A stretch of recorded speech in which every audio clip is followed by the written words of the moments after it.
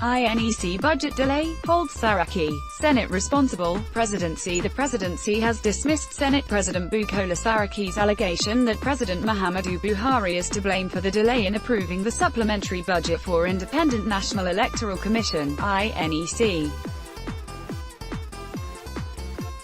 Alim Shehu, the senior special assistant to the president on media and publicity, who stated this in a statement in Abuja on Sunday, said on the contrary, the Saraki-led Senate should be solely held responsible for the delay.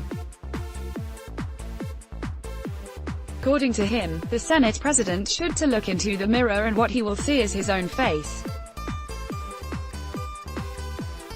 He is solely to be held responsible for deliberately driving the nation to this cliff edge as far as the preparations for next elections are concerned. It is not true that INEC submitted their draft budget to the presidency in February. No, it came much later, but even then, this is not the real issue. The fact that their proposals came well after the president had laid his budget for the year 2018 before the National Assembly meant that their own will be sent as supplementary budget. This was clearly stated to them by the Minister of Budget and National Planning, he maintained. The presidential aide explained that a supplementary budget could not be submitted until the main budget was passed, and so, the delay in passing the main budget was the reason for the delay.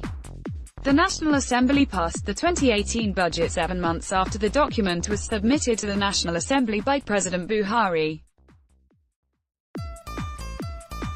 He said, unless someone has forgotten, the budget was submitted to the National Assembly and it took the Saraki-led National Assembly 7 months to release it.